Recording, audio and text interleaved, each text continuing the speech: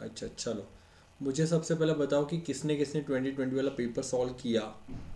ठीक है, कोई रहा किया, एटलीस्ट ट्राई किया कि कैसे किया क्या। यस। मैंने सॉल्व किया पर तो मैं सरप्राइज मैंने बहुत ही कम क्वेश्चंस अटेम्प्ट किए हैं, मतलब कि मेरी स्पीड बहुत स्लो है to comprehend and everything. Okay. And मुझे लगता था कि दिस इज कि मेरा comprehension is strong, okay. But या अच्छा काफ़ी टाइम लगा। कितने टाइम में आपने किया वो आकृति। 50 मिनट्स में ही मैंने सॉल्व किया, लेकिन मैंने अभी तक आधा ही पेपर सॉल्व किया है, दैट आधा इज ही मैं पेपर। हाँ 60 क्वेश्चंस तक ही पहुंच पाई हूँ। ओके। बाकियों का क्या सीन है। श्रेया, सुमन, आप में से किसी ने किया। अच्छा, आकृति छोड़ के किसी ने किया क्या पेपर सॉल्व। एटलीस्ट ट्राई तो किया कि कैसे करना है। मैंने ये एक्सरसाइज एक्चुअली जानबूझ के बोली थी ताकि मुझे पता चलेगी कि आप कहाँ पे लाइक कर रहे हो और मैं जो बता रहा हूँ आपको कितने अच्छे से वो फ़ायदा हो रहा है। क्योंकि अगर आप मेरे बताए हुए से डायरेक्टली जाओगे ना तो आपको पता नहीं चलेगा कि आप पहले क्या कर रहे थे और अब क्या कर रहे हो। ओके, इसके लिए कॉम्प्रिहेंशन का थोड़ा अलग जाता है। अब मैं आज एक चीज़ बताऊंगा। आज हम लोग कुछ सॉल्व करेंगे 2020 के सारे कॉम्प्रिहेंशंस। देन 2021 के कल करेंगे।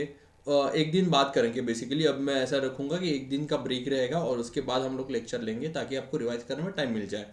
ओके, तो एक बार हैंड रेस कर दो कि अगर किसने 2020 के पेपर सॉल्व किया है क्या, ताकि मुझे सर। यस श्रेया। सर मेरा एक डाउट है। हम्म। सर प्रीवियस लेक्चर में आपने जो दो क्वेश्चंस दिए थे हम्म। उसमें से मुझसे एक क्वेश्चन नहीं हुआ। अच्छा ठीक है, वो लेक्चर की बात करते हैं फिर। Okay okay sir. ठीक है चलेगा। ओके, चलो फिर आपने किया फिर ये क्वेश्चन प्रैक्टिस किए, किसी ने कॉम्प्रिहेंशन तो एटलीस्ट ट्राई तो किया है कि मुझे बताओ। चलो एक एक करके बताओ कि आप कहाँ पे लाई कर रहा हो कि अगर आप 27 क्वेश्चन कर रहे हो तो आप कितने क्वेश्चन सॉल्व कर पाते हो। ओके, ठीक है, एटलीस्ट इतना तो मुझे बता दो कि कितना हो सकता है आपसे। श्रेया आपसे स्टार्ट करते हैं और स्पेसिफिक यूपीएससी के बारे में बात करेंगे। ओके। सर मैंने अभी तो सिर्फ 5 to 6 क्वेश्चंस ही सॉल्व किए। अच्छा, कितने टाइम में। 15 मिनट्स। ओके ठीक है चलो। एंड और कौन है। अच्छा, सुमन आप बताओ कि आपका कॉम्पिटिशन कैसा है।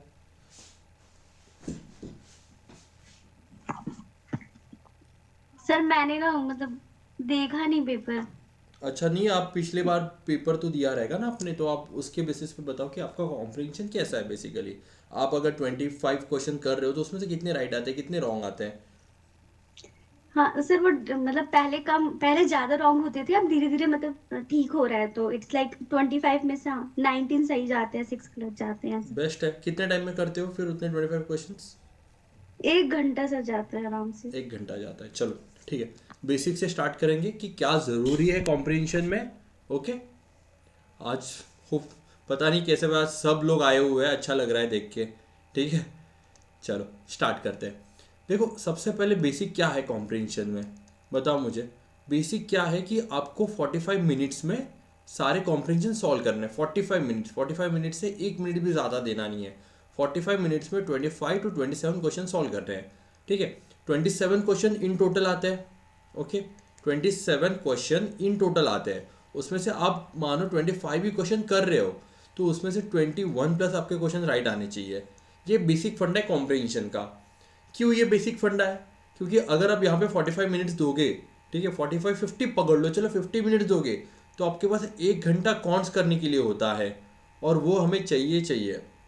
1 घंटा कॉन्स करने के लिए मिलेगा, तब जाके 20 से 22 क्वेश्चन आप कर पाओगे। ओके, अब पहले बात आती है कि कॉम्प्रिहेंशन।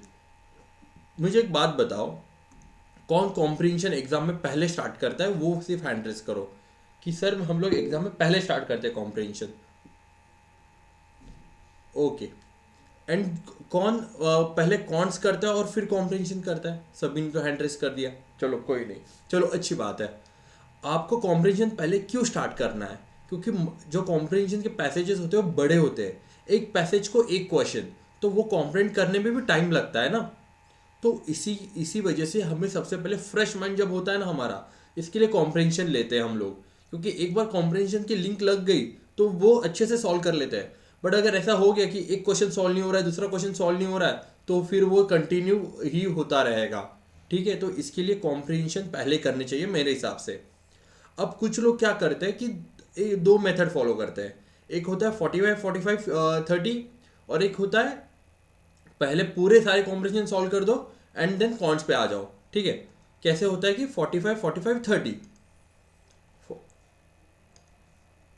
45-45-30।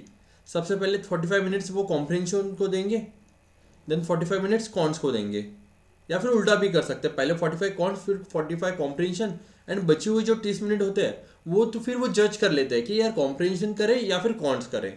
एक ये स्ट्रैटेजी होती है। और दूसरी स्ट्रैटेजी जो मेरे हिसाब से फॉलो करनी चाहिए वो है कि 45 to 50 मिनट्स में सारे कॉम्प्री ख़त्म कर लो। अब बोलोगे कि सर अब ये कैसे पॉसिबल है। ठीक है, कैसे पॉसिबल है कि इतने सारे कॉम्प्रिहेंशन होते हैं, 27 पैसेजेस होते हैं, तो वो कैसे करें। पहले बात तो 27 पैसेज नहीं होते, पैसेज नियर अबाउट 20 या 22 ही होती है। ओके, कभी कभी एक पैसेज के पीछे 2 से 3 क्वेश्चन भी आते हैं और वो 2-3 बार तो होता ही है, तो पैसेज नियर अबाउट 20 ही रहेंगे आपके पास। तो आपको वो 20 पैसेज पढ़ने हैं। अब ना ये पैसेज सॉल्व करने की भी एक ट्रिक होती है। ठीक है, जैसे कोई क्या करता है कि सबसे पहले क्या करते हैं कि पहले क्वेश्चंस पढ़ते हैं, क्वेश्चंस पढ़ने के बाद फिर पैसेज पढ़ते हैं, पैसेज एक बार कॉम्प्लीट हो गया फिर वापस क्वेश्चन पढ़ते हैं और फिर जो आंसर है वो टिक मार्क करते हैं। कोई ये फॉलो करता है। आप में से कितने लोग ये फॉलो करते हो बताओ मुझे। ये जो अभी मैंने चीज़ बताई कि पहले क्वेश्चन पढ़ेंगे, देन पैसेज पढ़ेंगे एंड देन क्वेश्चन पढ़ के फिर टिक मार्क करेंगे कि ये राइट है ये रॉन्ग है। ओके, प्रशांत, वैष्णवी, सुमन, शिवा। ओके ठीक है। और कोई ऐसा है कि पहले पैसेज पढ़ लेता है फिर क्वेश्चन पढ़ता है, फिर क्वेश्चन समझ में नहीं आया फिर वापस पैसेज पढ़ लेता है, ऐसे कोई है? श्रेया ऐसे करती है। ओके, आकृति भी ऐसे करते हैं। तो देखो यहाँ पे ना हमें एक वे फॉलो करना है, एक सर्टन वे फॉलो करना है। और वो सर्टन वे क्या होगा, सबसे पहले आपको क्या फॉलो करना पड़ेगा। ओके, एक वे। सबसे पहले हम लोग क्या करेंगे, क्वेश्चन रीड करेंगे। ठीक है, क्वेश्चन रीड करके 2 ऑप्शन एलिमिनेट करेंगे। ओके, और जो 2 ऑप्शंस बचेंगे उसमें से आपका आंसर होगा। अब ये आंसर उसमें से क्यों होगा वो मैं बताऊंगा। ठीक है, अब ये 2 ऑप्शन में से आपका क्या हो गया, अपने ऑप्शन ही नैरो डाउन कर लिए। अगर आपने अभी ऑप्शंस नैरो डाउन कर लिए इसका मतलब क्या है, आपका आंसर उन दोनों में से एक होगा। बेसिकली सही बात है, आपका आंसर उन दोनों में से एक होना चाहिए ना, राइट। मोस्टली होना चाहिए और वो होगा भी। तो आपने क्या किया, आपने यहाँ पे एक मिनट कहाँ चला, अच्छा हाँ, आपने यहाँ पे क्या किया, जब आपके जो 2 ऑप्शंस आ गए ना उसमें से आपकी अब नज़र है ना काफ़ी एकदम ऐसे नैरो हो गई। अब आपको क्या करोगे, अब 2 ही ऑप्शन से रिलेटेड उस पैसेज में चीज़ें ढूंढोगे। अब देखो पैसेज जो होता है ना, 2 थीम्स होती है पैसेज में, एक होती है कोर थीम और एक होती है साइड थीम। आपका आंसर जो होता है ना वो कोर थीम के ऊपर होता है। ठीक है, अब कोर थीम क्या और साइड थीम क्या। कोर थीम मतलब आपका ये पैसेज है समझो। ठीक है, एक पेज है, पेज पे ऐसे 3 पैराग्राफ है। ठीक है, आपके जो कोर थीम है ना, कोर थीम से रिलेटेड थोड़ा हर एक पैराग्राफ में बोला जाएगा। और जो साइड थीम होती है ना, साइड थीम में आपको बस एक ही पैराग्राफ में बोला जाएगा। ठीक है, तीनों में से एक ही पैराग्राफ में। आपको पहचानना है कि कोर थीम क्या है, और एक बार आपकी कोर थीम पहचान में आ गई आपको ऑप्शंस आसानी से आ जाएगा। ओके, यहाँ तक क्लियर है, बताओ मुझे यहाँ तक क्लियर है क्या? Yes sir. ओके चलो, यस सर। अब कुछ चीज़ें बताऊंगा वो लिख के ले लो। ठीक है, कैमरा हैंग हो गया मेरा, पता नेट का इशू चल रहा है। हेलो, आवाज़ आ रही है मेरी? वॉइस क्लियर है सर। अच्छा आवाज़ क्लियर है, अच्छा हो गया। ठीक है, मैं कुछ चीज़ें लिखाऊंगा वो एक थोड़ा आप भी लिख लो। ठीक है, वो ऑप्शन ढूंढने में बहुत ही आसान हो जाएगा आपके लिए। ओके, तो सबसे पहले क्या है पता है क्या, सबसे पहले लिखो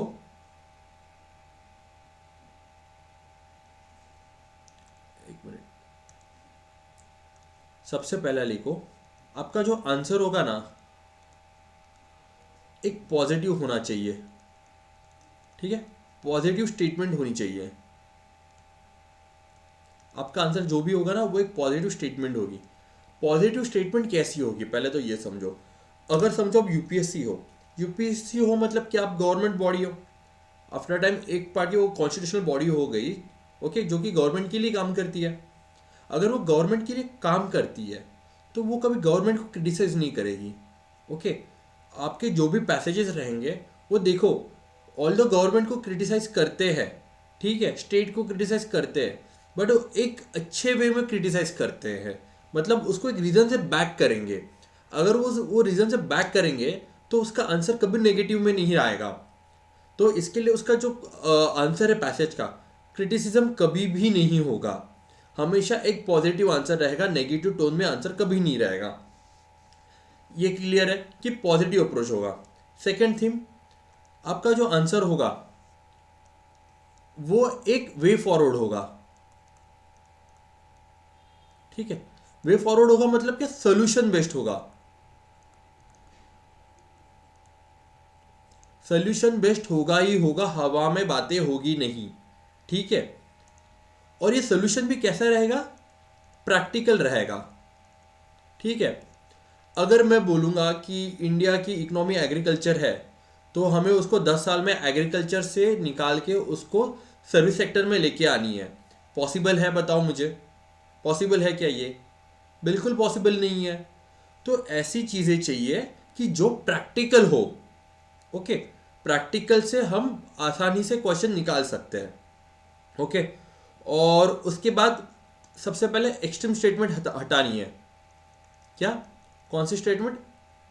एक्सट्रीम स्टेटमेंट हटानी है। अब यहाँ पे भी ऐसे ही same, only, mainly, lead to, ठीक है, एसेंशियल, नेसेसरी। अब ये क्या हो गए आपके, ये हो गए एक्सट्रीम स्टेटमेंट। आपको सॉरी, आपको दिखाई नहीं दिया होगा, दिखाई दे रहा है आप? Yes, yes sir. हाँ। क्या है? Only, mainly, will lead to this, essentially, necessary. ये सारी चीज़ें आपके कभी ही आंसर नहीं होगा इन सब में, ठीक है। जो हम लोग जीएस के लिए अप्लाई करते हैं ना एक्सट्रीम स्टेटमेंट में, वहाँ यहाँ पे भी हम लोग यही अप्लाई करेंगे, ओके। और जीएस की नॉलेज बहुत इंपॉर्टेंट है ऑप्शन एलिमिनेट करने के लिए। जीएस के नॉलेज पे हम लोग ऑप्शन एलिमिनेट करेंगे, ओके। बट क्या करेंगे, ऑप्शन तो वहां से एलिमिनेट करेंगे, बट कौन से ऑप्शन एलिमिनेट करेंगे? वही ऑप्शन एलिमिनेट करेंगे जो कि एक्सट्रीम है। जनरल स्टेटमेंट नहीं एलिमिनेट करेंगे जीएस के बेसिस पे, ओके। और दूसरी बात, अगर इसमें दे दिया कि समझो एक पैसेज है, पैसेज में दे दिया कि आर्टिकल 14 है, आर्टिकल 14 में राइट टू इक्वालिटी वगैरह है, ओके। और इतना ही पैसेज में दे रखा है, और ऑप्शन में आ रखा है कि आर्टिकल 14 है, article 14 is a fundamental right. तो ये स्टेटमेंट राइट है या रॉन्ग है, बताओ मुझे। क्वेश्चन में दे रखा है आर्टिकल 14 राइट टू इक्वालिटी, उसके अंदर ये राइट होते हैं, गवर्नमेंट इस राइट को छीन नहीं सकती। और ऑप्शन में दे रखा है कि article 14 is a fundamental right. तो ये ऑप्शन सही है या गलत है, बताओ मुझे, क्या लगता है? गलत है, मतलब स्टेट पैसेज में तो नहीं है ना सर? एग्जैक्टली, पैसेज में है ही नहीं, ओके शिवा। जो पैसेज में चीज़ें बताई नहीं है वो कंसिडर करनी ही नहीं है, भले आपकी नॉलेज में हो वो चीज़ें। अब बोलोगे कि सर अभी कॉन्ट्राडिक्ट कर रहे हो, आपने अभी बोला कि आपके जीएस के बेसिस पे आप क्वेश्चन निकालोगे, और आप बोल रहे हो कि वो पैसेज के बाहर कुछ दिया हुआ पढ़ना नहीं है, राइट? ऐसे नहीं, आप जीएस की नॉलेज से क्वेश्चन निकालोगे और वही स्टेटमेंट निकालोगे जो कि बहुत ही एक्सट्रीम होगी। जो मैंने इंडियन एग्रीकल्चर और इकोनॉमी से रिलेटेड अभी जो बताई चीज़ें, वहाँ पे अपने जीएस की नॉलेज अप्लाई करी ना, तो वैसे ये फंडे क्लियर है? Yes sir. ठीक है। अब रह गया हमारा अजम्पशन। अजम्पशन मैं बाद में बताऊंगा सब होने के बाद, क्योंकि अजम्पशन थोड़ा सा ट्रिकी है, ओके। तो अजम्पशन इसके लिए थोड़ा सा बाद में बताऊंगा, और अजम्पशन के 7 से 8 क्वेश्चन आते हैं, ओके। और मोस्ट ऑफ द बच्चों को अजम्पशन में इशू होता होगा, ओके। तो हमारा सब बेसिक फंडा क्या है यहाँ पे, स्पीड बढ़ाना है। और स्पीड कैसे बढ़ाना है, मैं एक क्वेश्चन सॉल्व करूंगा, ओके, और फिर आप देखो कि नेक्स्ट क्वेश्चन कैसे सॉल्व करना है, ओके। इसमें किसी को डाउट है अभी तक?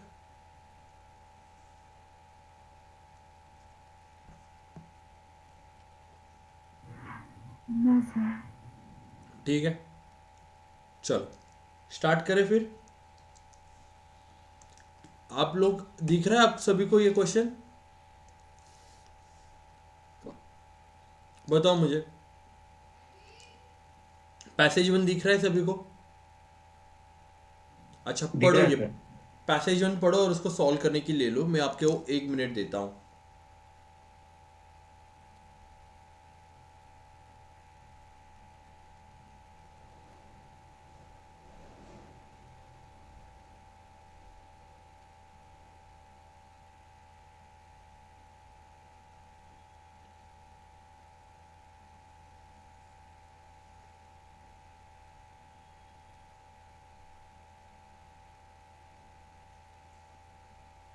आपके पास पेपर होगा तो आप वही डाउनलोड कर लो, वो बेटर होगा, क्योंकि देखने में आप बहुत आसानी से देख सकते हो, बार बार स्क्रीन में देखने की ज़रूरत नहीं होगी अगर आपके पास पेपर अवेलेबल है तो।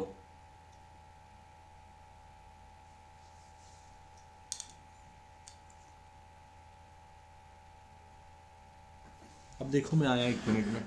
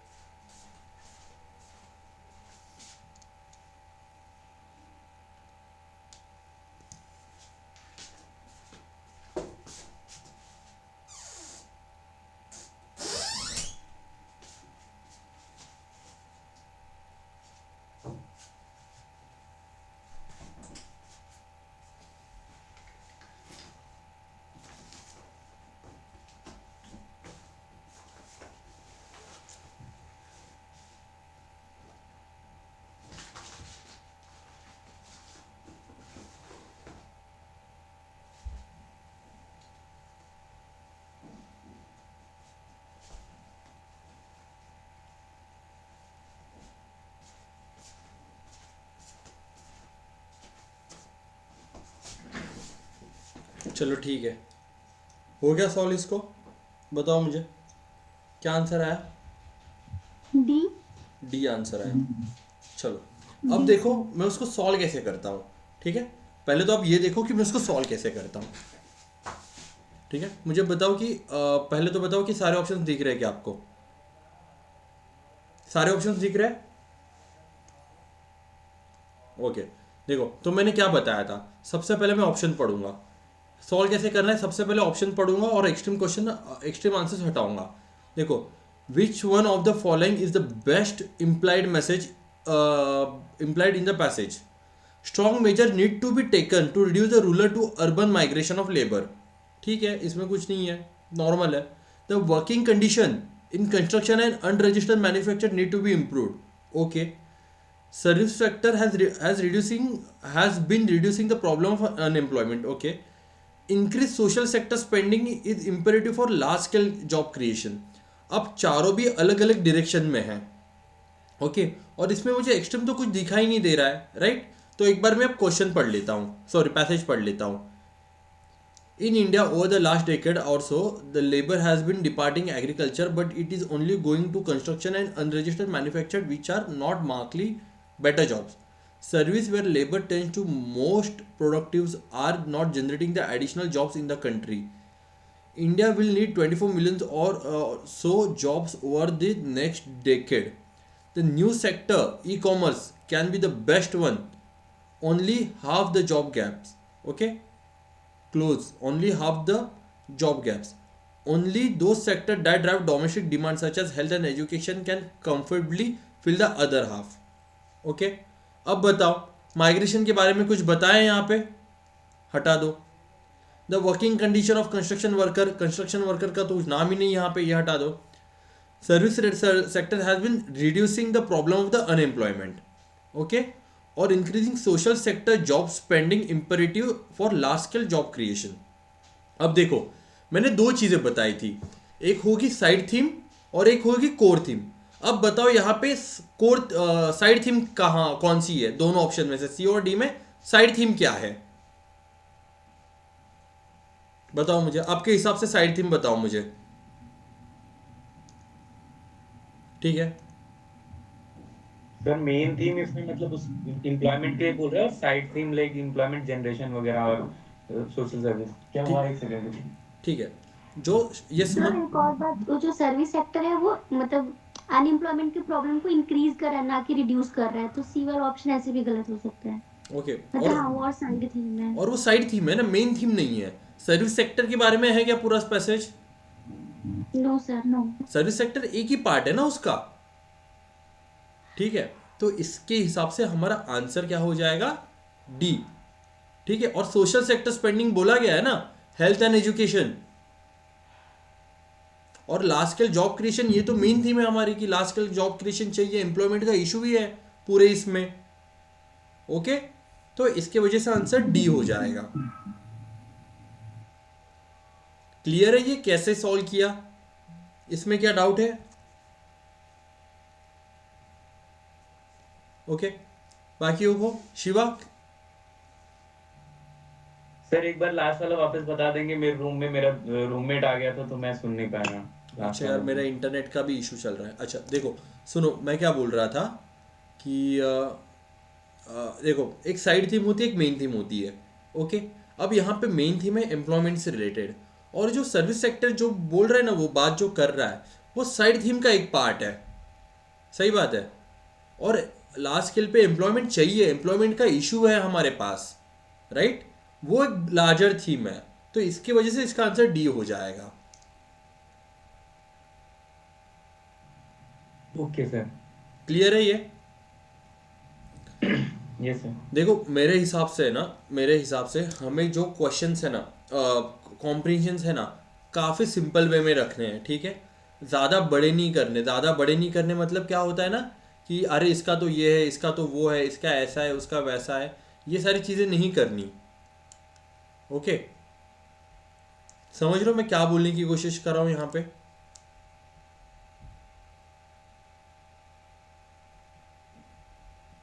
यार ये पीपीटी में बढ़िया रहेगा।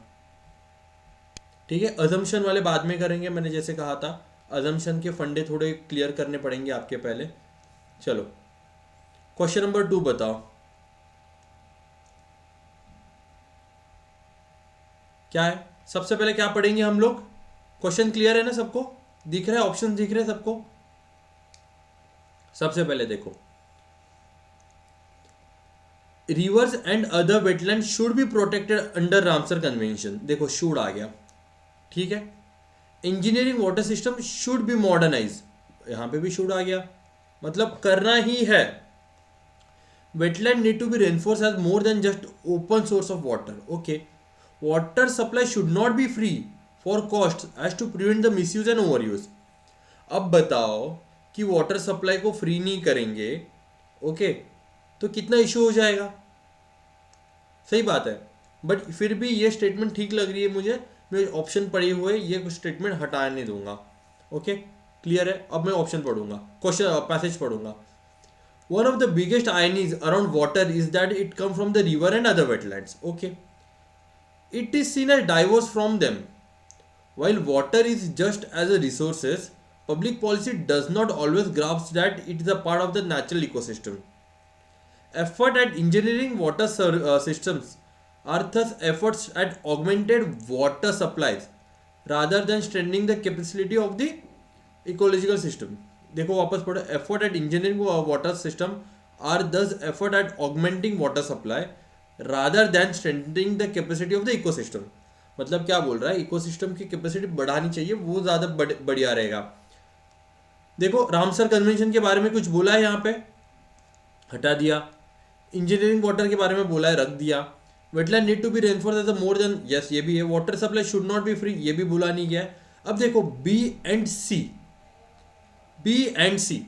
अब बताओ मुझे इसमें मेन थीम क्या है और साइड थीम क्या है बी और सी में, अगर आपको पता होगा तो बताओ मुझे। मेन थीम पकड़ो और साइड थीम पकड़ो और मुझे आंसर बताओ। आपके पास है ना पैसेज वहां पे? सी ओके देखो, यही टाइम पास नहीं होने की वजह से मैंने बोला था कि पैसेज करके आओ, बढ़िया रहेगा, ताकि हमारी क्लास बहुत जल्दी जल्दी चले। ओके चलो, शिवा पैसेज समझ में आ रहा है आपको? Yes sir.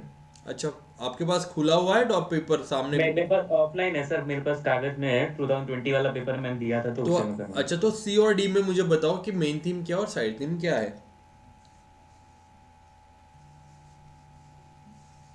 हूँ।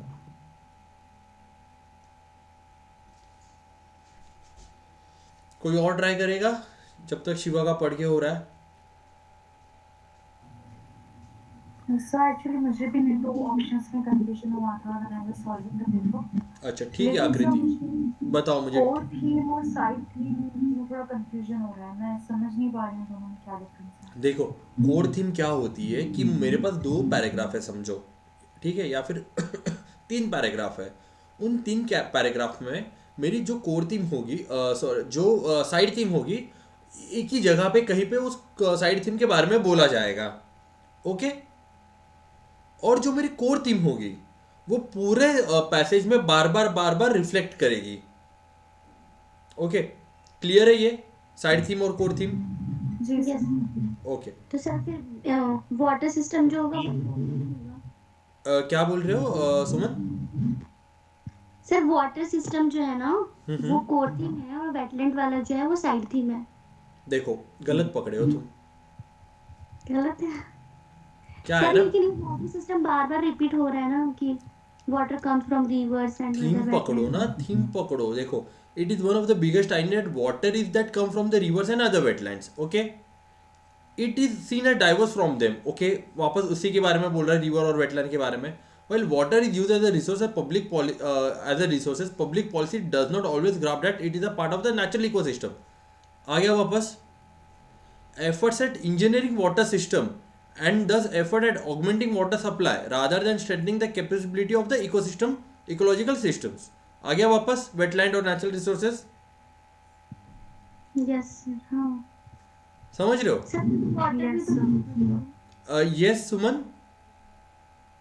सर वाटर सिस्टम भी बार बार रिपीट हो रहा है, मतलब water it is used as a resources 2-3 बार। Water as use as a resources, but water system के बारे में नहीं है ना। ओके। बी, ऑप्शन बी देखो क्या है, water system should be modernise and further augmented. ये है, बट ये साइड थीम है। कोर थीम क्या है, wetland need to be reinforce as more than just open source of water. देखो, इकोलॉजिकल सिस्टम के बारे में यहाँ पे बात करा है उन्होंने कि भाई वो सब ठीक है, but strengthening the capacities of the ecological system, सही बात है। पब्लिक पॉलिसी भी उसके ऊपर ध्यान नहीं देती, राइट? और पानी देखो कहाँ से आता है, रिवर एंड वाटर वेटलैंड से आता है। क्लियर है ये चीज? यस बताओ मुझे। Yes sir. ओके ठीक है, आगे बढ़े। सबको क्लियर है ये? ऋतिक क्लियर है? ओके चलो चलो, क्वेश्चन नंबर 4। ठीक है, सबके पास है क्वेश्चन? मुझे पहले बताओ कि ऑफलाइन में किसके किसके पास पेपर है, ताकि मैं यहाँ पे फिर ज़्यादा टाइम पास नहीं करता बैठूँ कि आपको दिख रहा है या नहीं दिख रहा है। सुमन के पास है, सीमा के पास है, ऑलमोस्ट सभी के पास है। श्रेया आपके पास? नहीं है सर। अच्छा, आपके पास लैपटॉप वगैरह होगा तो आप ओपन कर सकते हो उसमें? Yes sir. अच्छा प्लीज़ कर दो ना, फिर कैसे टाइम पास नहीं होगा फिर हमारा। Okay sir. ओके चलो चलो, जब तक श्रेया आती है तब तक हम लोग क्वेश्चन पढ़ लेते हैं। चलो सब लोग अब क्वेश्चन नंबर 4 पढ़ो। ठीक है, क्या लिखा है? Which one of the following statement best implies the suggestion given by the author of the passage. Suggestion पूछा है, चलो देखते हैं। Distribute your wealth across different kind of assets so that your risk would be minimise. ये सही बात है, ये हो सकता है। इसमें कुछ एक्स्ट्रीम स्टेटमेंट है क्या वन में? मुझे तो नहीं लग रही। Risk taking behaviour should be necessary component of your personality if you want to generate wealth. ठीक है, देखो शुड बी नेसेसरी मतलब जो बंदे रिस्क नहीं लेते वो वेल्थ नहीं क्रिएट करते क्या? बताओ मुझे, ये हो गया एक्सट्रीम? ये एक्सट्रीम हो गया. Yes, sir. While making investment, find a trustworthy asset management organization which would manage your wealth for you. ठीक है, मतलब ये बोल रहा है कि इन्वेस्टमेंट करते वक्त, ठीक है, तुम लोग कोई ऐसा बंदा ढूंढो जो आपके लिए इन्वेस्टमेंट मैनेज करे. ये भी एक एक्सट्रीम हो गया ना कि भाई क्यों करे, मुझे नहीं करना है तो मैं क्यों उसको बोलूं, और क्या गारंटी है कि वो मुझे सही से देगा ही देगा returns. Okay, you should know that the investing money is a risky business. अब ये बताओ, ये हो सकती है क्या सजेशन? डी सजेशन हो सकता है क्या? बताओ मुझे आपके हिसाब से डी सजेशन हो सकता है क्या? नहीं हो सकता. Investment is a risky business, भाई ये क्या सजेशन है? ये सजेशन होता ही नहीं है क्या? इसमें कोई वे फॉरवर्ड दिख रहा है आपको? एक सोल्यूशन दिख रहा है इसमें आपको? बिल्कुल नहीं है इसमें कोई सोल्यूशन. तो सोल्यूशन किस में दिख रहा है? मुझे ऑप्शन सी में दिख रहा है सोल्यूशन, एंड ऑप्शन ए में दिख रहा है. ओके, अब मैं क्या करूंगा? अब मैं पैसेज पढ़ूंगा. Asset allocation is the most important investment decision we will ever make, and sadly most of us do not give that decision the importance it deserves. We are adamant about the seeking predictability with our future. We tend to think the investment is a risky asset as extreme volatile and value eroding. We think of investment in risky asset. We also dislike fluctuating return and the loss of the control of investment. We think our money is best left idle, unproductive but safe. There is asset that is risk free. We could lose our jobs, our homes, and lose values. Our bank can go bankrupt. Our bond can default. The government can collapse, and the companies we choose fondly may cease to exist. But we cannot live life assuming that all these extreme events are waiting to happen, and all at the same time all these extreme form of risk we know will not manifest at the same time. Okay, क्या बोल रहा है कि हो सकता है कि भाई we can lose our home can lose values, bank can go bankrupt, bond भी डिफॉल्ट हो जाए, government can collapse, companies which is fondly may cease to exist. But ये सारी चीज़ें एक साथ नहीं हो सकती. ओके, तो इस हिसाब से ऑप्शन नंबर 1 देखो, distribute your wealth across the different kind of asset to so that the risk would be minimise. यहाँ पे मिनिमाइज की जगह एलिमिनेट होता ना तो ऑप्शन ए भी नहीं होता, बट मिनिमाइज ही बोला है ना, तो सही बात है, इसकी वजह से ऑप्शन ए है इसका. Okay, and option C B C D नहीं है. Okay, clear? इसमें क्या डाउट है बताओ आपको कि सर ये थोड़ा आपने कुछ ज़्यादा ही स्पीड में करा दिया.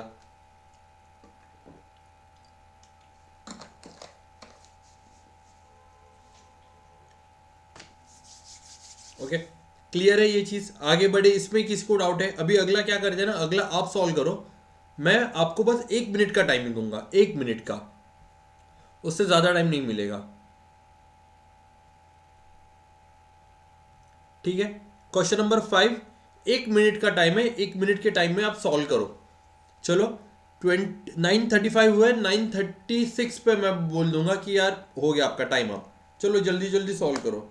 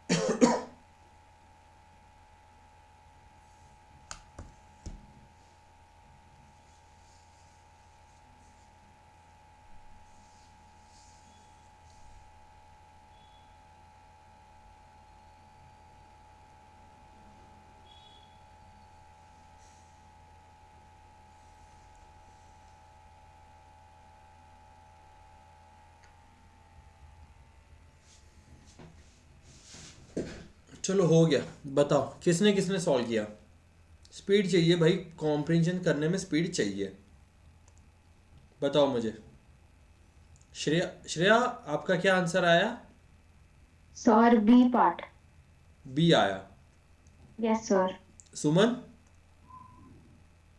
बी, अंकुश को बी आया। सुमन? सीमा आपको क्या आया?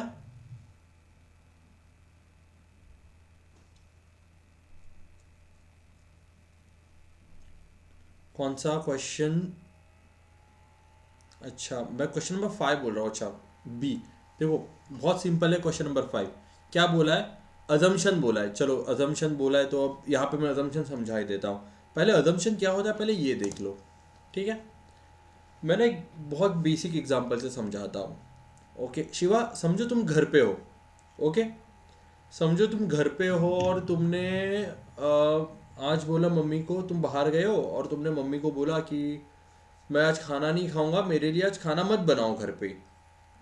तो तुम्हारी मम्मी क्या क्या अज्यूम करेगी बताओ मुझे। कि बाहर से खा के आएगा या तो इसका पेट भरा हुआ है। दो चीज़ें या तो अज्यूम करिए, उसमें से दोनों चीज़ें में कौन सी भी एक चीज़ सही हो सकती है, राइट।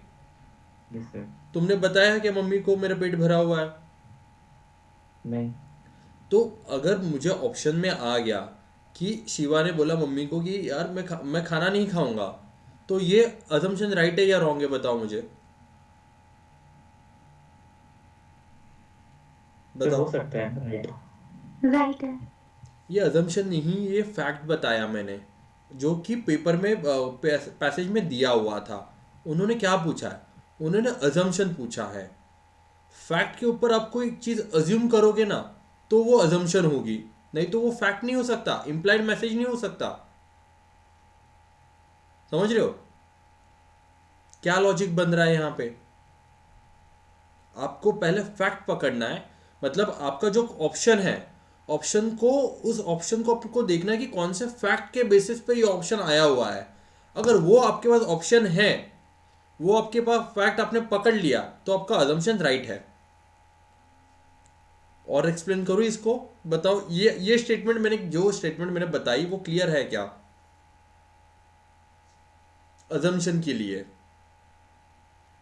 ओके देखो शिवा, समझो कि एक फैक्ट होता है। फैक्ट मतलब क्या होता है शिवा बताओ मुझे। फैक्ट मतलब जो चीज़ है वो है, बताइए तो बताइए।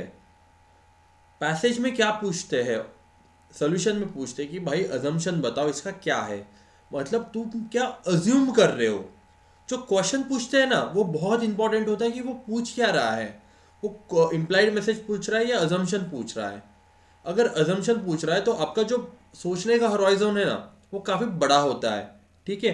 अब मल्टीपल चीज़ें सोच सकते हो और उसमें से एक सही होगी ही होगी, ओके, अनलेस एंड अनटिल वो एक्सट्रीम स्टेटमेंट नहीं है, ओके। और जो फैक्ट पूछते हो, समझो एक स्टेटमेंट आ गई अजम्पशन में, तो मुझे क्या करना है, वो मुझे स्टेटमेंट ढूंढनी है कि कौन से फैक्ट के बेसिस पे उन्होंने वो स्टेटमेंट दे रखी है। अगर वो मुझे फैक्ट मिल गया तो मेरा अजम्पशन वो राइट आ गया, ओके। चलो सॉल्व करते हैं, एक बार एक दो क्वेश्चन सॉल्व करते हैं फिर आपको पता लगेगा। देखो question number 5, with reference to the above passage the following assumption have been made. Biotechnology regulation is an evolving process. Normal statement है, कुछ एक्सट्रीम नहीं है। Participation of people is needed in policy decision regarding biotechnical regulation.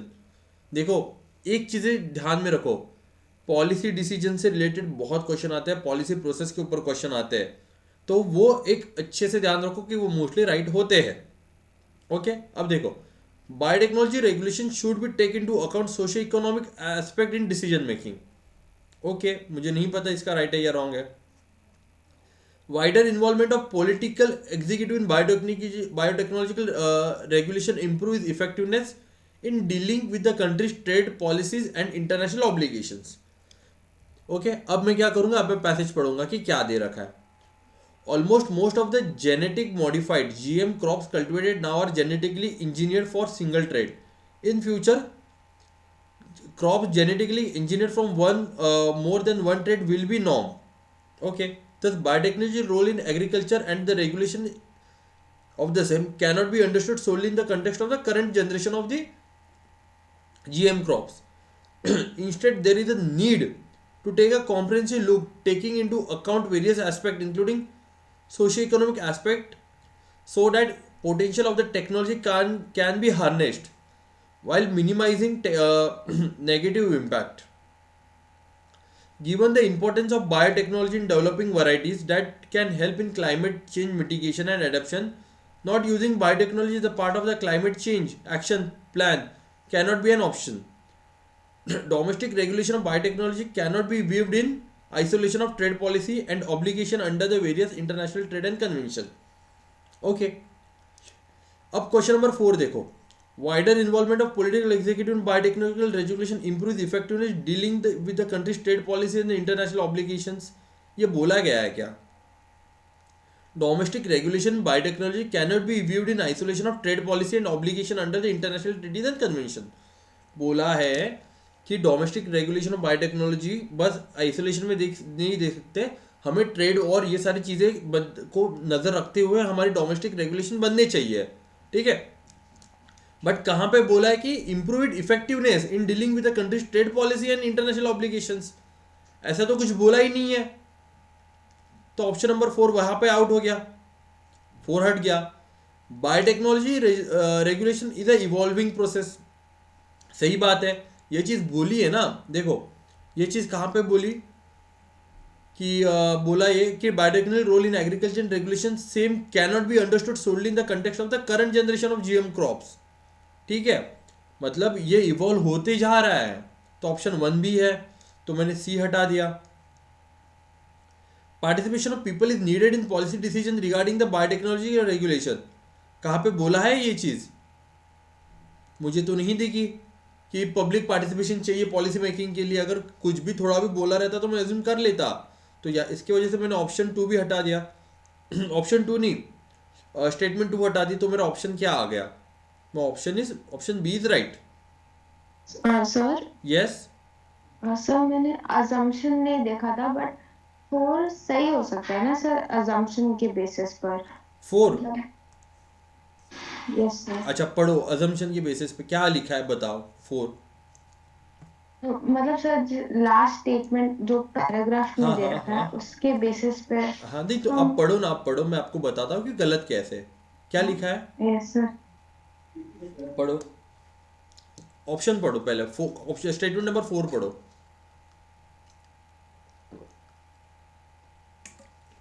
जोर से पढ़ो, मैं भी सुनूं. Yes, sir. Wider involvement of political executive in biotechnology regulation improves its effectiveness in dealing with the country's trade policy and international obligations. ठीक है, ये word को हाईलाइट करो, improve effectiveness. Okay. Yes, sir. अब पढ़ो कि लास्ट स्टेटमेंट जो passage में ना. Domestic regulation of biotechnology cannot be viewed in isolation of trade policy and obligations under various international treaties and conventions. अच्छा बताओ मुझे कि improve effectiveness dealing with the countries trade policy कहाँ पे बताया हुआ है? हिंट भी है क्या थोड़ा बहुत?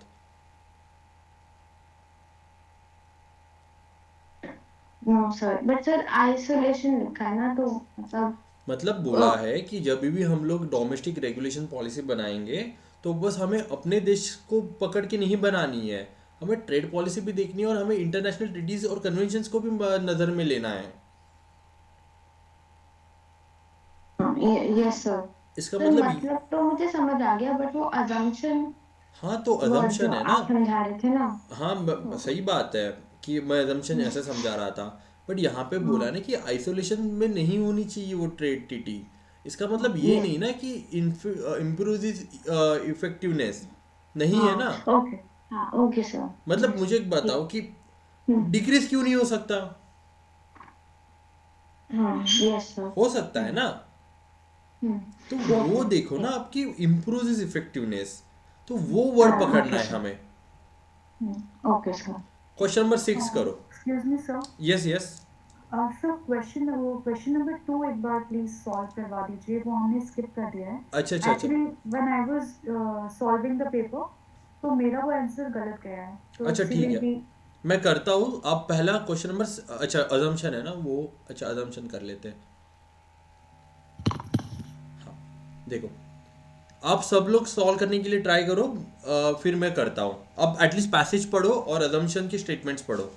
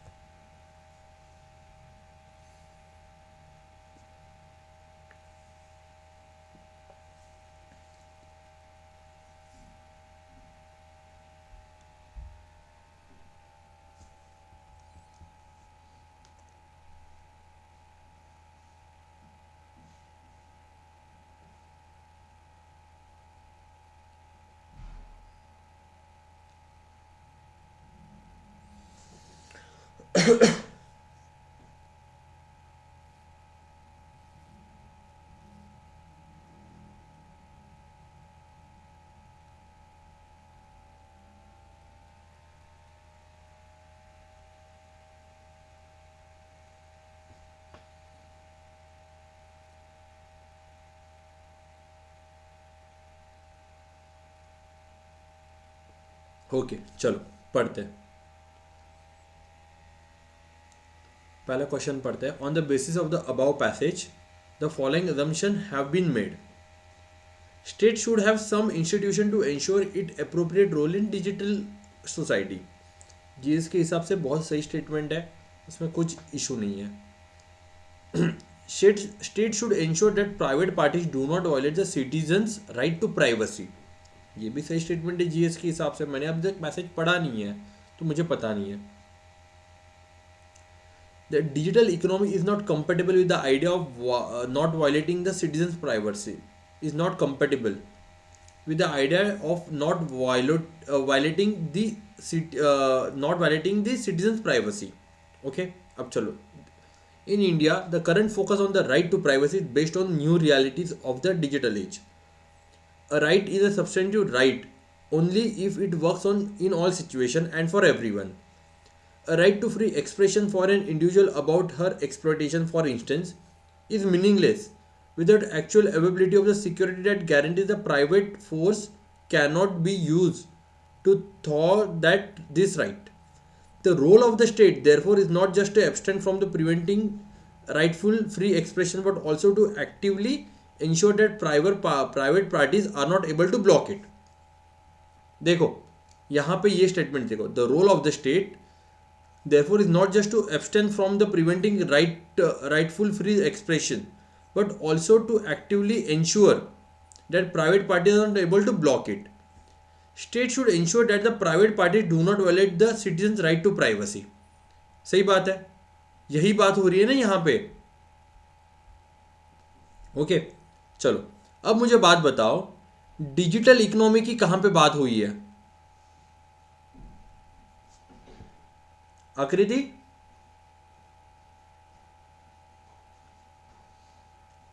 जैसे आकृति yes sir, डिजिटल इकोनॉमी की कहाँ पे बात हुई है? Digital economy has not been talked about. मैंने इसके लिए ओनली डी लगाया था ऑप्शन में, दैट इज डी। ठीक है, digital sir economy, first statement है कुछ। ओके देखो, डिजिटल इकोनॉमी कहीं पे बात नहीं हुई, तो मैंने बी हटाया और डी हटाया, सॉरी बी हटाया एंड सी हटाया, राइट। अब क्या बचा मेरा? 2 and 1 and 2। अब मुझे पता है 2 तो कंफर्म है, दिस इज ट्रू। अब बताओ, state should have some institution to ensure it appropriate role in the digital society. जो डिजिटल सोसाइटी बोला है ना, देखो, as a right to free expression of an individual about uh exploitation for instant meaningless without actual availability of the security that guarantees the private force cannot be used to thwart this right. Okay और यहाँ पे बोला है कि state का role है वो करने का। अब स्टेट का रोल है तो वो कैसे करेगा? सम इंस्टीट्यूशन बोला है ना, मतलब क्या जनरल टर्म हो गई ये आकृति, ठीक है। स्पेसिफिक टर्म बोलते ना कि यही चीज करनी है, और वो चीज अगर नहीं रहती ना तो फिर ये स्टेटमेंट ए गलत होता। But Yes, yes, statement one is too general. yes, सही बात है। अगर आप ऐसे yes, भी sir. सोचोगे, ये शिवा एक मिनट, अगर आप ऐसे भी सोचोगे कि यार स्टेट है, स्टेट कैसे काम करता है, इंस्टीट्यूशन थ्रू ही काम करता है ना। जी सर। इसकी वजह से आपने क्या सोचा, मुझे एक बात मुझे बताओ कि आपकी थिंकिंग क्या थी। मैंने एजम्पशन के उस पर ज़्यादा ध्यान नहीं दिया और मैंने सोचा कि इंस्टीट्यूशन की प्राइमरीली कोई बात नहीं होनी है, तो इसीलिए मैंने उसको एलिमिनेट कर नहीं दिया नहीं, था। अजम्पशन तो उसके बेसिस पे हमने अज्यूम कर लिया, ठीक है। अब देखो, अब इसमें ना एक डिग्री फॉलो करनी है हमें, ठीक है, एक प्रॉपर वे। सबसे पहले ना जो चीज़ें नहीं पूछी हुई ना, पहले वो हटाएंगे, ओके। उसके बाद एक्सट्रीम स्टेटमेंट हटाएंगे, और उसके बाद जो बेसिस पे हमें जो ऑप्शन दे रखा है उसका बेसिस ढूंढेंगे। अगर बेसिस मिल गया तो आपकी स्टेटमेंट राइट है, ओके। क्लियर है ये वे फॉलो करने का यस सर। अजम्पशन के लिए। यस शिवा।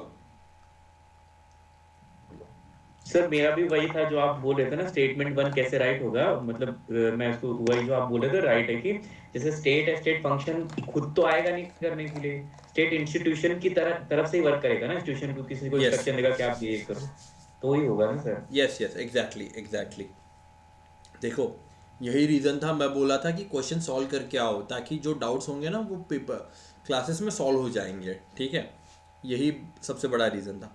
अजम्पशन क्लियर है सबको, बताओ मुझे। Yes sir. यस सुमन। नो सर, क्लियर है। अच्छा देखो, और एक चीज़ कि सर अजम्पशन अजम्पशन क्या बोल रहा हूँ सर, पैसेज में एक्यूरेसी कैसे आएगी। पैसेज में एक्यूरेसी सिंपल है, 2014 से लेके 2014 से ही आया ना सी सैट, 2014 से लेके 2023 तक रोज़ 40-40 मिनट, रोज़ नहीं मतलब एक दिन बाद 40 मिनट्स लगा के, 40 मिनट्स ही लगा के बस पैसेजेस सॉल्व करते रहो। और जो ऑप्शन गलत आया है ना, उसके पीछे सोचने की उसके पीछे सोचो कि यार ये गलत क्यों किया मैंने। ऑप्शन में ये दे रखा था, स्टेटमेंट में ये दे रखा था, उन्होंने क्या सोचा और ये गलत दे दिया, ओके। और कॉम्प्रिहेंशन की बेस्ट सोर्स क्या होगा, बताओ मुझे। कॉम्प्रिहेंशन के लिए कौन से क्लासेस के हमें पेपर सॉल्व करने चाहिए, कॉम्प्रिहेंशन के लिए बेस्ट सोर्स क्या लगता है आपको। पीवाईक्यूज। एग्जैक्टली PYQ, और कोई सोर्स मत फॉलो करो, कोई भी सोर्स फॉलो मत करो जब तक आपके 3 बार सॉल्व करके नहीं होते कॉम्प्रिहेंशंस, ओके। 2014 से लेके 2023 तक आपके जब तक 3 बार सॉल्व करके नहीं होते, तब तक कोई भी क्लासेस वाले क्वेश्चन मत उठाओ। क्योंकि यूपीएससी जो सोचता है, जो लॉजिक बिठाता है ना पेपर में, वो कौन सा भी क्लास कॉपी नहीं कर पाता। तो वो बहुत बड़ी दिक्कत देगा आपको सॉल्व करने में। क्योंकि आप क्या करोगे, आप टेस्ट सीरीज के लॉजिक से सॉल्व करके आओगे और यूपीएससी का लॉजिक कुछ और ही निकलेगा, ओके। 5 ही क्वेश्चन सॉल्व हो गए अभी तक अपने।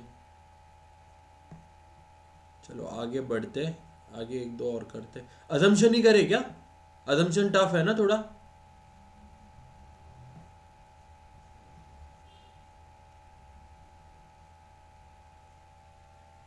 चलो क्वेश्चन नंबर 21 करते हैं, ठीक है। 2 मिनट कितना हो जाता है, 2 मिनट ज़्यादा हो जाएगा, 1.5 मिनट देता हूँ, ठीक है। मैं टाइमर लगा लेता हूँ 1.5 मिनट का। क्वेश्चन नंबर 21, ठीक है। स्टार्ट कर दिया मैंने टाइमर 1.5 मिनट का। 90 सेकेंड है आपके पास, सॉल्व करो जल्द से जल्द।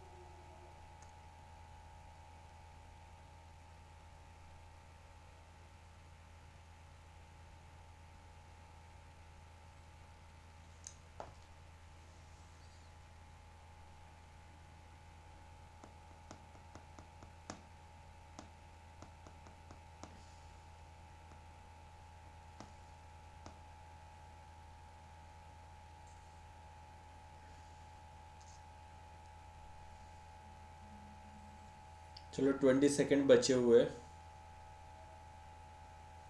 15 सेकंड्स।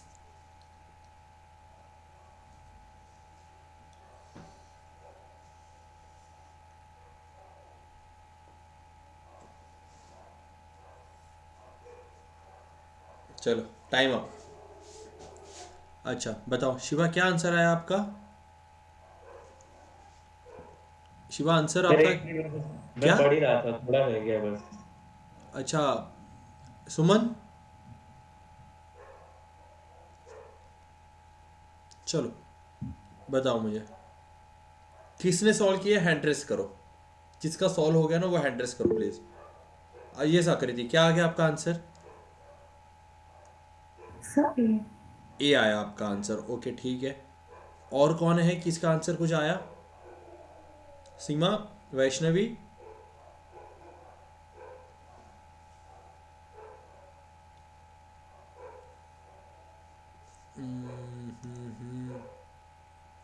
यार बता दो। अंकुश को भी अंकुश को बी आया, Seema is solving. Okay okay. Suman, Shreya आपका हो गया? No sir. कहाँ पे रुक गए? सर मुझे बस इतना पता है कि सेकंड स्टेटमेंट सही है। अच्छा हाँ, ठीक है, चलो बाकी देखते हैं। नहीं। With reference to the above passage, the following assumption have been made. Relying on the foreign investment in the long run is not an economical sound policy. पढ़ा है फॉरेन इन्वेस्टमेंट, एफडीआई वगैरह पढ़ा है, ठीक है। अगर उस हिसाब से अगर स्टेटमेंट नंबर 1 देखेंगे तो राइट है या गलत है? बताओ मुझे। क्वेश्चन नंबर 1, अगर हम लोग इकोनॉमी के पर्सपेक्टिव से देखेंगे तो क्या है, राइट है या? सर राइट है। राइट है ना? ये सर। ओके ठीक है। Policy must be undertaken to reduce volatility in foreign in क्या? Policy must be undertaken to reduce volatility in foreign private investment. Okay, अब देखो, policy must be undertaken to strengthen domestic private investment, ये भी ठीक है। Public investment should be given priority और private investment, ये तो गलत है ना, ऐसा तो कोई नहीं बोलेगा। जहाँ तक हमने चीज़ें पढ़ी है, ये स्टेटमेंट कितनी गलत है कि पब्लिक इन्वेस्टमेंट को प्राइवेटाइज कर दो प्राइवेट इन्वेस्टमेंट के ऊपर। अभी तो हम लोग प्राइवेटाइजेशन के ऊपर जा रहे हैं, सही बात है। तो स्टेटमेंट 4 में ऐसे हटा देता हूँ बिना पढ़े पैसेज को। Substantial public investment in education and health should be undertaken, नहीं पता मुझे, अब मैं पैसेज पढ़ता हूँ, ठीक है। Private investment in general is volatile. Private foreign investment is more volatile because the available investment avenue are significantly greater. That is the entire world. Therefore, the responsibility of providing employment cannot be left to the FDI. FDI, the current FDI inflow are volatile over time and across sector and region, which is necessary consequence of the search of the highest return. देखो बोला है यहाँ पे volatile है, यहाँ पे volatile बोला है तो ऑब्वियसली वो रॉन्ग रन के लिए अच्छा नहीं रहेगा एफडीआई। तो फिर ऑप्शन नंबर 1 राइट आ गया। The adverse consequence are unstable employment and acquisition of income and regional equalities. Okay, a probable positive consequence of forest investment is inflow of new technology and subsequent diffusion. Okay, however the technological diffusion is not at all certain because the existing state of the physical and human capital in India may prove inadequate for the diffusion. ठीक है, अब देखो, अब statement पढ़ो। Statement 1 तो right है, तो मेरा ऑप्शन ए और बी के साथ बच गया। Statement 2, policy must be undertaken to reduce volatility in foreign private investment. Okay, यहाँ पे देखते हैं कि 2 के बारे में भी बोला गया है ना वॉलेटिलिटी। उसके बाद 3, public policy must be undertaken to strengthen domestic private investment, 3 के बारे में बोला गया है। आकृति 4 कहाँ पे बोला था क्या? नहीं सर, बस एक्चुअली दूसरी स्टेटमेंट्स में लिंक नहीं कर पाए, तो इसीलिए मैंने इसे। तो 4, यस, तो 4 नहीं बोला था मैंने, ए और सी तो निकाल दिया। ठीक है, अब मुझे पता है कि 3 तो मेरी राइट है। अब क्या करना है, मुझे 1 और 5 में देखना है। अगर इसमें से एक भी मेरी राइट आ गई तो मेरा आंसर आ गया। तो क्वेश्चन नंबर 1 तो मेरा है ही, तो मैंने ए बी लगा दिया। अब सबसे बड़ा फंडा क्या होता है पता है आपको पैसेजेस में? आपको लगेगा कि सर इसमें तो इसके बारे में कुछ दिया ही नहीं है। आपको देखना है कि आपका जो क्वेश्चन है और आपके जो ऑप्शंस है वो ज़्यादा मैच कौन से कर रहे हैं। ये नहीं कि एब्सोल्यूट करेक्ट कौन सा है, ये देखो कि कौन सा ज़्यादा करेक्ट है उन चारों ऑप्शन में। पहले तो ये पता लगाओ। एब्सोल्यूट करेक्ट होने की ज़रूरत है ही नहीं कभी। चारों में से कौन सा अप्रोप्रिएट है वो ऑप्शन उस पैसेज के लिए है। ओके, तो ये एक वे होता है सोचने का। अब देखो, अब मैं चीज़ें आपको जितनी भी चीज़ें बताई ना आज, बताया हूँ ना मैं आज, वो एक बार में नहीं समझ में आ जाएगी। आप जब पैसेज सॉल्व करोगे ना 1-2 बार और 3-4, तो आपको समझ में आ जाएगी। ओके, मेरा काम क्या है यहाँ पे? मेरा काम आपको एक वे बताना है। एक तो वे फॉरवर्ड होना चाहिए, सोल्यूशन होना चाहिए, नेगेटिव नहीं होना चाहिए, क्रिटिसिज्म नहीं होना चाहिए। ओके, कोर थीम होनी चाहिए, मतलब होलिस्टिक कॉम्प्रिहेंसिव होना चाहिए। अजम्पशन का फंडा बता दिया मैंने। तो ये सारी चीज़ों को आप नज़र रखो और आप उसको सॉल्व करो। क्या करो, सबसे पहले क्वेश्चन स्टेटमेंट पढ़ो और स्टेटमेंट पढ़ने के बाद उसको एलिमिनेट करने की कोशिश करो। अगर आपने 1-2 स्टेटमेंट भी एलिमिनेट कर दी ना, आपका जो ऑप्शंस होते हैं ना काफ़ी नैरो डाउन करते हो, तो आपको पैसेज में बस वही चीज़ें ढूंढनी होती है। तो आपकी जो नज़र है ना और तेज़ हो जाती है पैसेज में। ओके, और अब सिंपल सी बात है, अंडरलाइन करोगे नहीं पैसेज को, आंखों से पैसेज पढ़ोगे, ज़्यादा से ज़्यादा चाहिए तो कीवर्ड को आप मार्क करोगे, क्योंकि अगर आप अंडरलाइन करते जाओगे तो उसको भी टाइम लगता है। तो वो थोड़ा बहुत टाइम वहाँ पे सेव कर लिया। बस आंखों से पैसेज पढ़ोगे तो इजी है। अगर पैसेज समझ में नहीं आए किसी का मीनिंग, तो जाके हिंदी में पढ़ो, कोई शर्म नहीं है उसमें। बट वो ज़रूरी है कि जो मीनिंग है वो क्या बोलता है। ओके, क्लियर है इतनी चीज़ें? Sir yes Shreya. सर इसमें स्टेटमेंट 2 जो है वो एलिमिनेट हो सकता है क्योंकि वो एक्सट्रीम है, मतलब इसमें मस्ट बी है। यस एग्जैक्टली, कि मस्ट भी बोला है, बट मस्ट भी 3 में भी है। ठीक है, बट दोनों में से मुझे एक करना है ना सही। हाँ सही ओके सर। सही बात है। बट टू तो मेरे वैसे भी जा ही रही है, बिकॉज मेरा 4 जा गया है। तो 2 तो एक ही स्टेट, दोनों भी 2-2 तो चले गए मेरा देखा जाएगा तो। Yes sir. ओके, तो थोड़ा एलिमिनेशन टेक्निक को भी थोड़ा ये दे दो, इम्पोर्टेंस दे दो। Okay, yes sir. क्लियर है? अग्री थी आपको अभी? Yes sir. अच्छा ठीक है, चलो क्वेश्चन नंबर 22। बस ऑप्शन देख के मुझे बताओ कि कौन सा राइट है एंड कौन सा रॉन्ग है। बस ऑप्शन देख के, पैसेज पढ़ना ही नहीं है, बस ऑप्शन देख के बताओ मुझे कौन सा राइट है एंड कौन सा रॉन्ग है। ठीक है,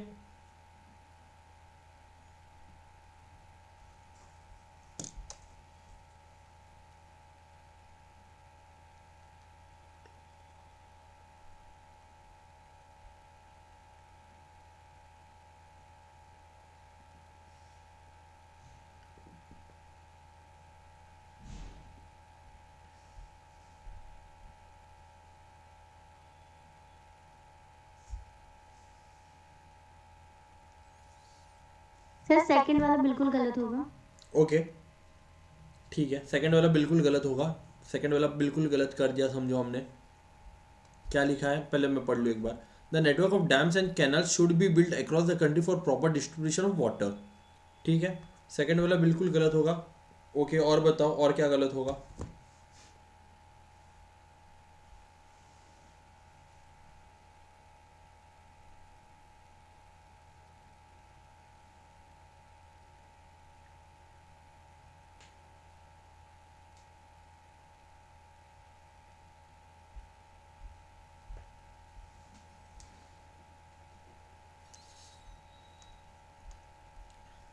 चलो बताओ, चलो इतने तो पता होना चाहिए यार, इतना तो एग्रीकल्चर पढ़ ही लिया है आप सभी ने।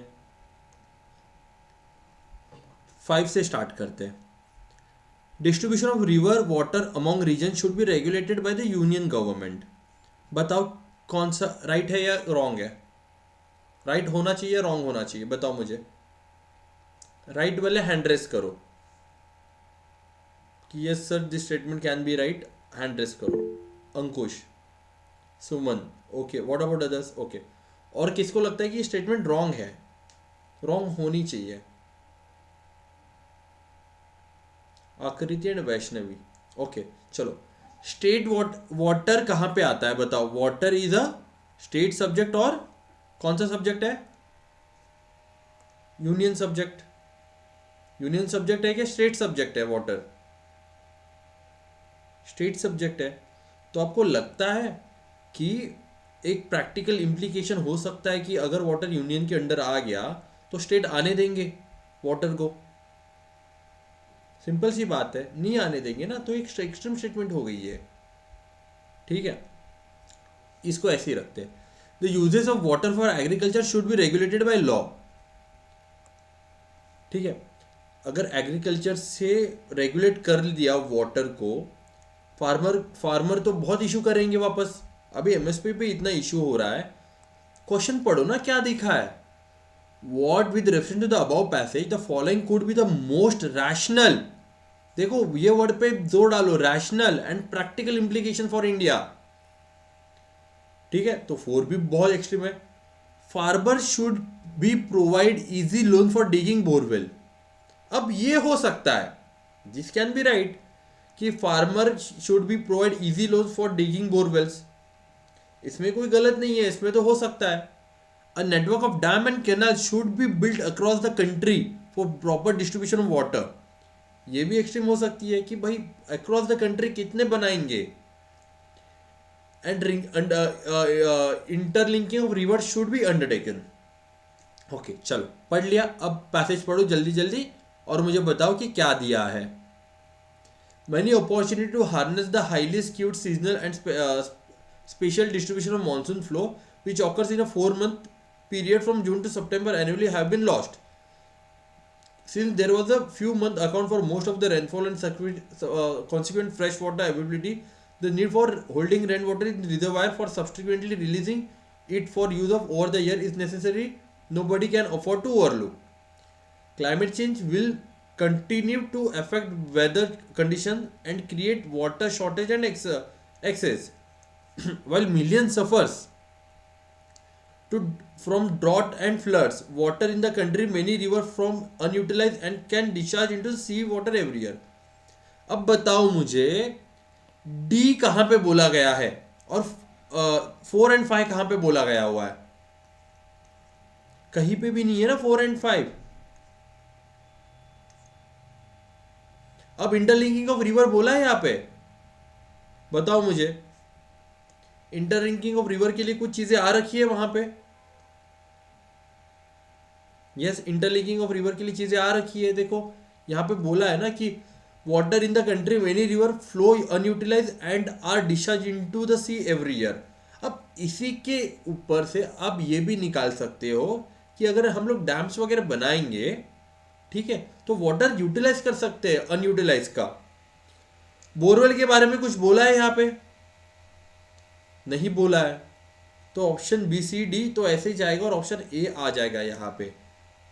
ठीक है, इसके लिए यस सर वो कंट्री वाला बहुत ज्यादा एक्सट्रीम नहीं हो जाएगा?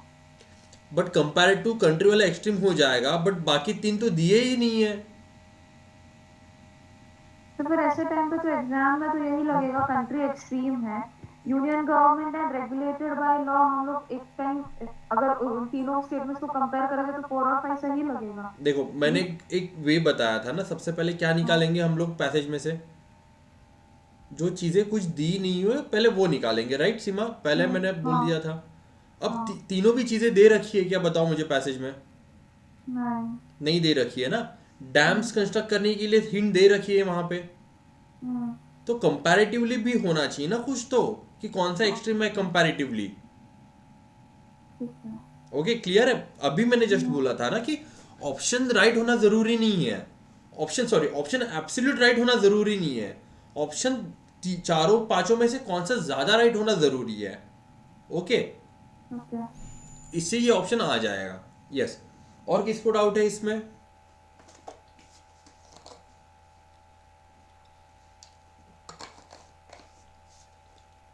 यस श्रेया, वैष्णवी आखिरी थी, No, sir. आखिरी थी। No sir, all clear. Shiva मैंने इसे राइट मार्क किया था। आ गया सर, आ गया।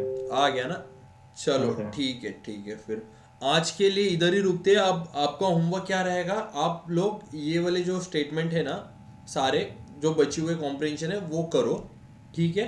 और अगली बार मैं 2021 के कॉम्प्रिहेंशन सॉल्व करवाऊंगा और वो हमारा लेक्चर होगा मोस्टली आज मंडे ट्यूसडे वेंसडे को होगा। बट अब प्लीज प्रायर वो टाइम स्पैन में, ठीक है, ऐसा भी नहीं कि पूरा टाइम लगा के 1.5 घंटा 1 घंटा लगा के 1 घंटे से 50 मिनट से ज़्यादा दे के आपने सॉल्व किया, ठीक है। जितना होता है उतना करो, मैटर नहीं करता, बट एटलीस्ट ट्राई करो कि 50 मिनट में जितने हो सके उतने करो, ओके। तो सर 2020 वाला हम करेंगे या नहीं क्लास नहीं में?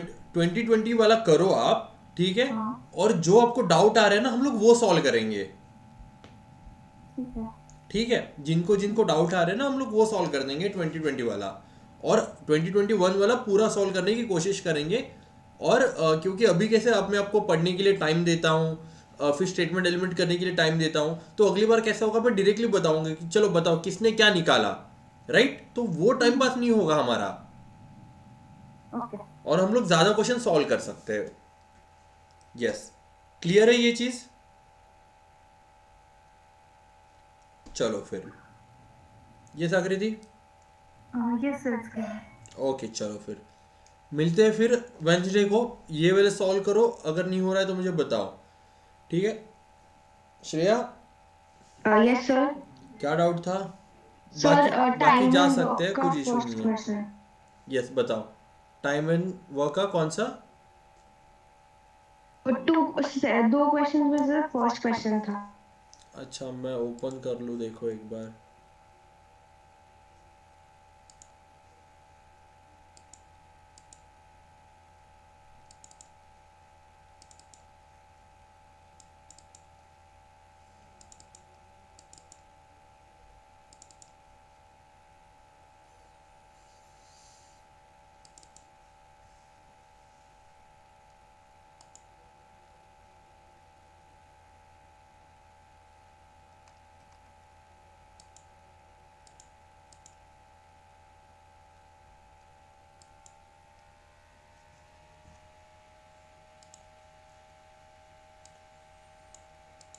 ये वाला क्वेश्चन था?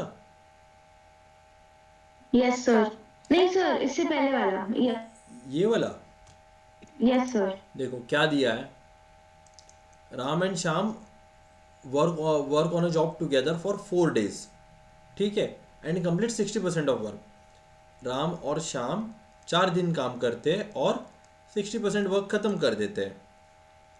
Ram takes leave then and Shyam work for 8 more days to complete the work, 8 more days to complete the job.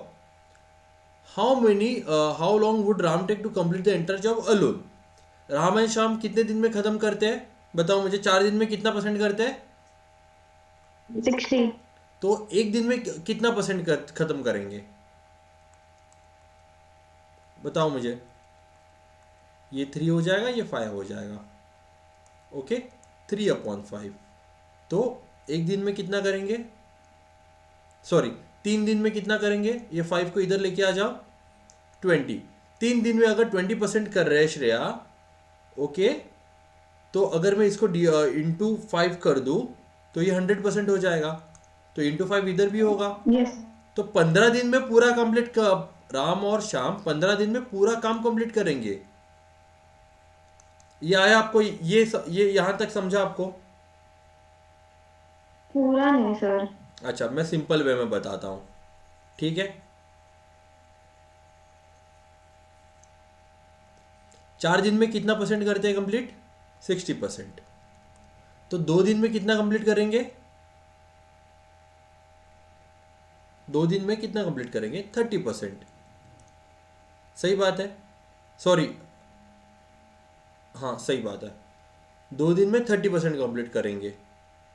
Sir हमें 30% निकालना क्यों है? मैं तुम्हें बता रहा हूँ ना कि हमें 100% निकालना है, हमें 30% नहीं निकालना, ठीक है। तो 15 दिन कैसे आ गए मुझे यहाँ पे? रुको रुको रुको, 15 दिन नहीं आने चाहिए यहाँ पे। ये 460% 4 दिन में कर रहे हैं, तो 60/100 करूँगा मैं। ये 6, ये आपने 4 से मल्टीप्लाई करना सिखाया। 3 2 3 ज़ा 6, 2 5 ज़ा 10, 4 5 ज़ा 320, तो 3 यूनिट। अच्छा 3 यूनिट, 3% नहीं। अच्छा ओके श्रेया, देखो मुझे क्या करना है ना, मुझे 100% चाहिए, राइट? सही बात है। अगर मुझे 4 दिन में 60% में कर रहा हूँ श्रेया, तो 2 दिन में कितना परसेंट करूँगा? 30, अगर मैं 2 दिन में 30% कर रहा हूँ तो 1 दिन में कितना करूँगा? 15, 15। सही बात है। और अब ये करो, अब ये कितना हो जाएगा? 90। सही बात है। Yes sir. ये 90 हो गया। ये 60 + 30, एक बार में कंप्लीट 60% ऑफ इट वर्क। अच्छा 4 डेज, तो 8 डेज में 120, तो मतलब 7.5 कुछ तो ऐसे डेज आ जाएंगे ज़्यादा से ज़्यादा। ठीक है, कितना आता है देखो, ये 90 हो गया और 1 डे का 15 हो गया, तो 1 डे से कम हो सकता है, राइट? तो चलो आगे Yes. देखते हैं। Ram then take leave and Shyam work for 8 more days to complete the job. Shyam कितने दिन काम किया? श्याम और श्रेया 8, 8 more days। कितना टाइम बचा था? कितना वर्क बचा था? 40%। 40%। 40% बचा था ना, तो हाँ, 8 दिन yes, में sir. इसने 40% कर दिया। तो मुझे देखना है कि ये 1 दिन में कितना करता है। तो 4 दिन में इसने कितना करेगा ये? 20%, सही बात है। तो 1 दिन में कितना करेगा? 10, 5% ना। 5%. ये 1 दिन में 5% बंदा करेगा, ठीक है? तो ये 1 दिन में 5% करेगा, तो 4 दिन में कितना करेगा? 20%। 20% करेगा। तो 60 में से अगर मैं 20% हटा दूं 4 दिन के, तो कितना बचा? 40%। ये 40% 4 किसने किसने काम किया? 40% 4 दिन शाम ने. श्याम ने किया, right? Yes, sorry, sir. Ram ने किया। राम ने किया ना। कंफ्यूज हो रहे हो? एक मिनट, सिंपल है, मैं बताता हूं, कंफ्यूज मत हो।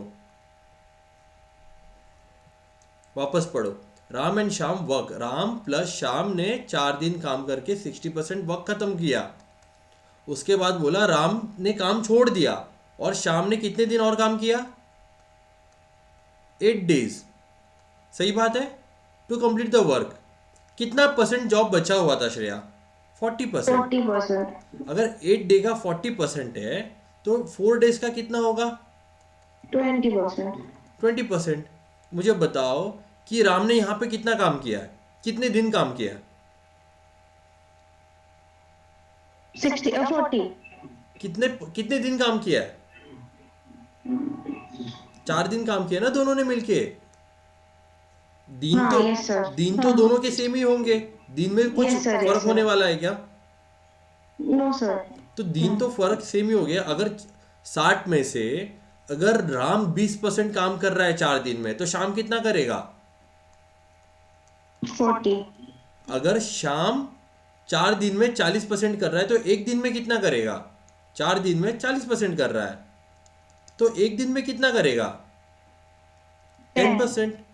तो 10%. 1 दिन में 10% कर रहा है, तो उसको 100% होने में कितना दिन लगेंगे? 10, 10 डेज। yes sir. तो आ गया आंसर सी। सर राम को. राम, वही तो पूछा है ना, राम को पूछा है। हाँ, okay sir. राम ही तो पूछा है ना। क्लियर नहीं है क्या अभी भी? बताओ मुझे, नहीं सर, क्या नहीं क्लियर है? पहले ये बताओ मुझे। स्टार्टिंग से ही थोड़ा सा. मुझे बताओ कि निकालना क्या है इसमें, पहले ये बताओ। तुम्हें क्या लगता है इसको निकालना क्या है? राम कितना टाइम लेगा? राम कितना टाइम लेगा? तुम्हारे पास डेटा गिवन क्या है? कि दोनों मिलके 60% काम करते हैं 4 डेज में. सही बात है, दोनों मिलके 4 दिन में 60% काम करते हैं। उसके बाद और गिवन डेटा क्या है? शाम 8 days और करता है, और राम फिर छोड़ देता है उससे पहले। अगर शाम 8 डेज और काम करता है तो शाम को करने के लिए काम कितना बचा हुआ है? 40%। तो वो 4 दिन में कितना काम करता है? 20। 4 दिन में 20 करता है। ठीक है, अब यहाँ पे देखो, ये आ गया आपको 4 दिन में 20 करता है। अब यहाँ पे देखो, राम और श्याम ने कितने दिन काम किए? 60%। कितने दिन काम किए? अच्छा, 4। तो राम ने भी 4 दिन काम किए, श्याम ने भी 4 दिन काम किए।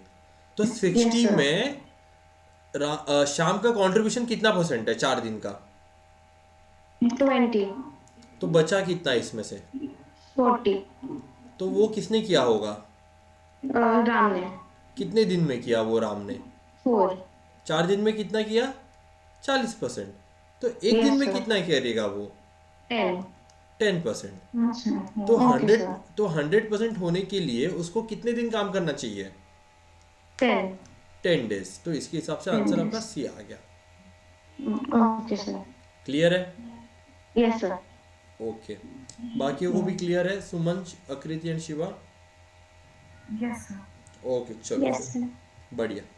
ठीक है, मिलते हैं अगले नेक्स्ट वेडनेसडे को। ओके, चलो bye. Thank you so much sir. Thank you bye. Thank you Thank you, thank you sir. For coming. Okay, चलो बाय।